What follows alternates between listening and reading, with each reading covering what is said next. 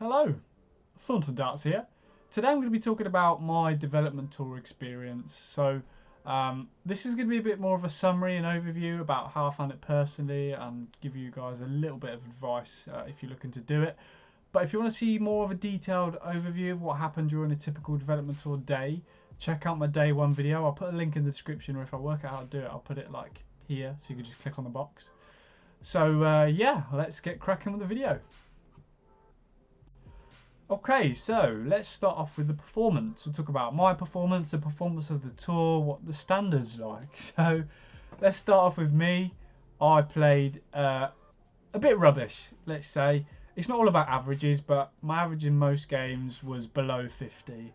And I know I'm better than that normally. You know, I'm not claiming to be a 90 average player or anything like that, but I'd like to think when I'm playing well, I'm in the 60s to 70s, and I was nowhere near that. But you know, I hadn't played competitive for a long time, probably since February. I hadn't really practiced. There was nothing to practice for, no league games, anything like that. So it was just good to get back into the swing of things with darts. I mean, I'm there to develop. It was my first season on the development tour. I just wanted to take away something from the games to improve on, or that I'd seen myself improve on. So there's a lot of people there that could go and win it, and for me, my aim wasn't to win, it was to improve. And the more games I go into thinking I'm going to improve, I'm going to find something to work on, or see something I've worked on become better, I know that the wins will follow me eventually. So that was my mindset going in, because I know I'm not going to be beating Keen Barry or Ted or anyone like that. They're too good for me at the moment. But playing those players more regularly will bring up my level, hopefully. So yeah, that was how my performance went. For example, the way I saw it was, it's going to sound silly, this is how bad I played. I was taking small things that I improved on, or to improve on next time. So an example was when I was in Germany for the first development weekend, I was awful at bulling up. Almost every game, if my opponent wasn't bulling up, neither was I. It was a battle for us back and forward. Obviously, PDC rules, you have to hit a 25 or a bullseye for it to count as you to throw first if your opponent goes wide. If you both go wide, you re-throw. So that happened a lot in Germany. But when I was in Barnsley, I think 4 of the 6 games I actually hit the bullseye. Not all of them I won, because sometimes my opponent hit the bullseye and then won. But that was something to take away as a positive from that. I mean, yeah, most of it was pretty rubbish, but I also hit a 180 in my first game, which I was pretty proud of. But they're just small things. So, and the main thing I took away was the fire. I hated feeling like I did. Some days I sulked a little bit, I'm not going to lie. I'm pretty upbeat afterwards, but initially I'm a bit kicking myself. God, you can do better than that. But you can't be angry forever. You've just got to use it to fuel you for the next thing. So that's how I took that. And now I'm home, I'm practicing a bit more regularly, because I know I don't want to be at that level again, really. So it's a positive for me.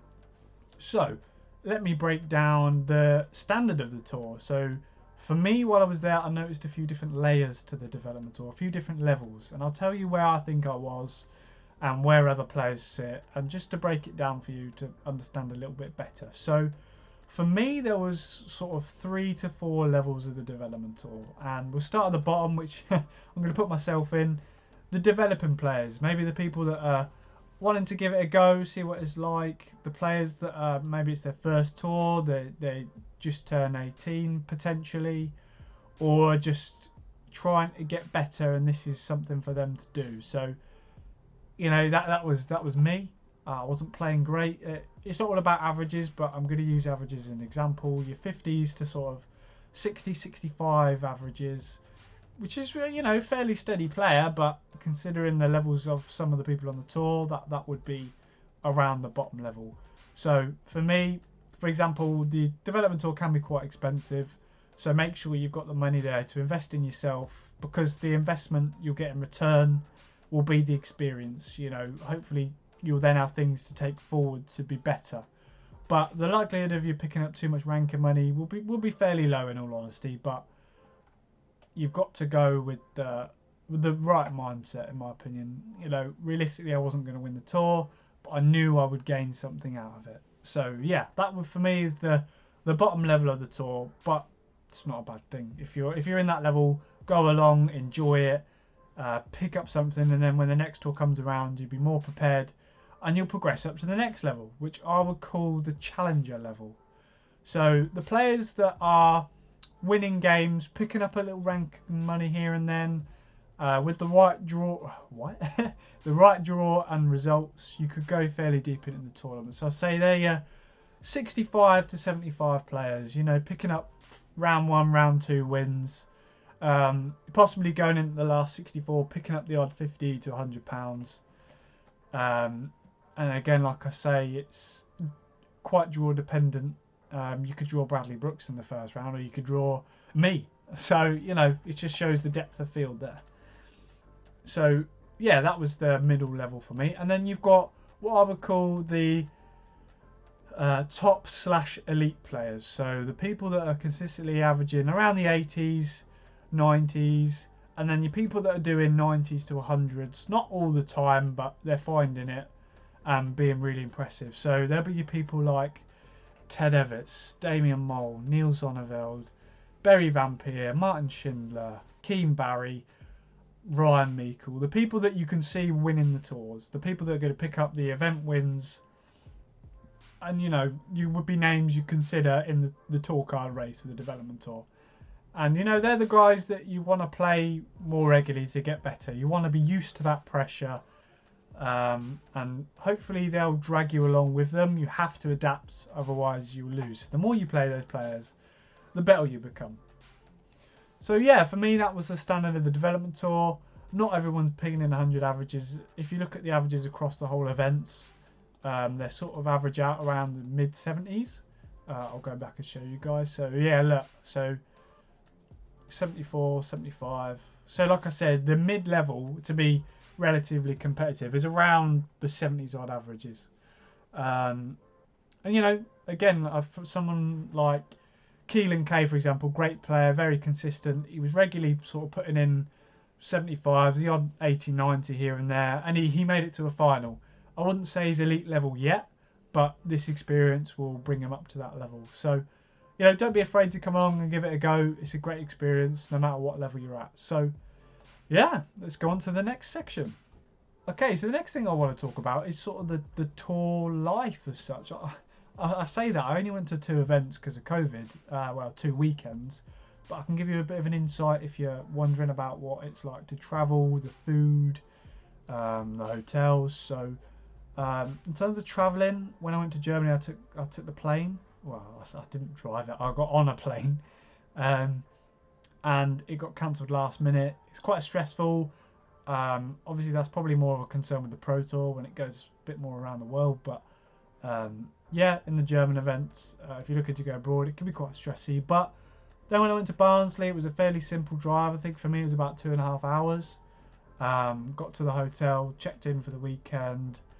Also room shared, which I think is handy for you people looking to go in. Find someone that you know, or get to know someone and room share with them. Mainly because it splits up the cost.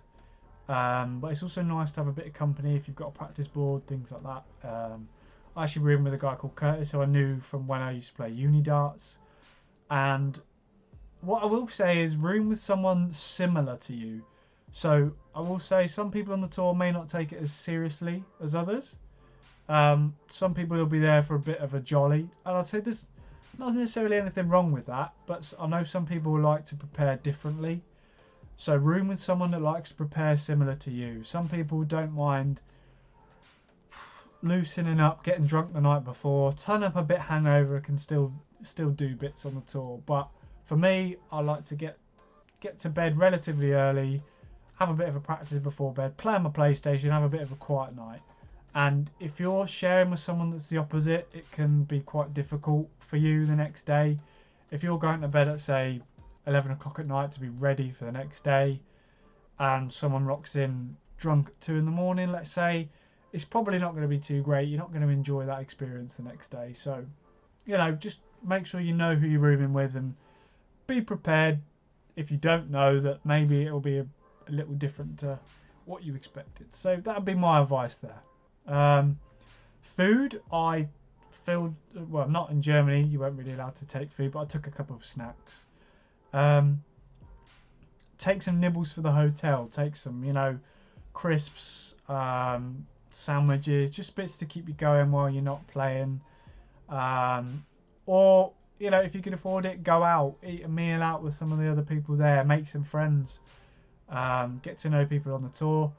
That was the most enjoyable thing as well, just getting to know people. I picked up a few friends on the tour, which is great, which is all part of it. And then the next tour, you'll see them again, and you'll feel more comfort in the experience. So yeah, that was cool. Like I say, food wise, either go out and eat, enjoy it locally, or pack some stuff. But I would recommend taking snacks regardless, just things to nibble on. I took things like bananas and protein bars in Barnsley just to keep my energy up, because when I went to Germany, you could only have the stuff that was there, which wasn't a lot, and I felt a bit drained. But when I had food in me, I felt a lot better when I could snack during the day. So yeah, I mean, that for me is the travelling experience. That would be my advice.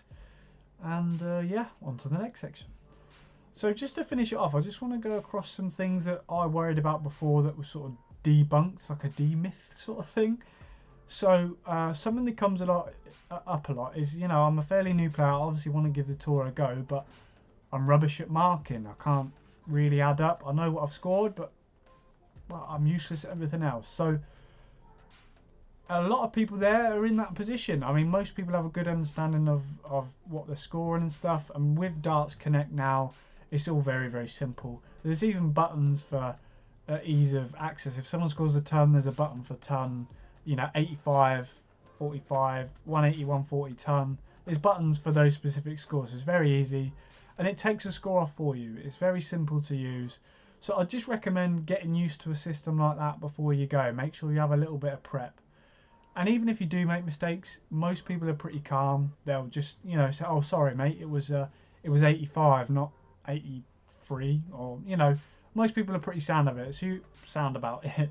So if you're worried about that side of things, everyone's pretty calm. So, I'd say make sure you've got a good understanding. But if you make a few mistakes, don't be scared. People will tell you and correct you nicely most of the time. So don't worry about that there. Another misconception was that everything was dead silent. Now, when you're at the development tour, it is very quiet, mainly because it's all the boards are literally next to each other.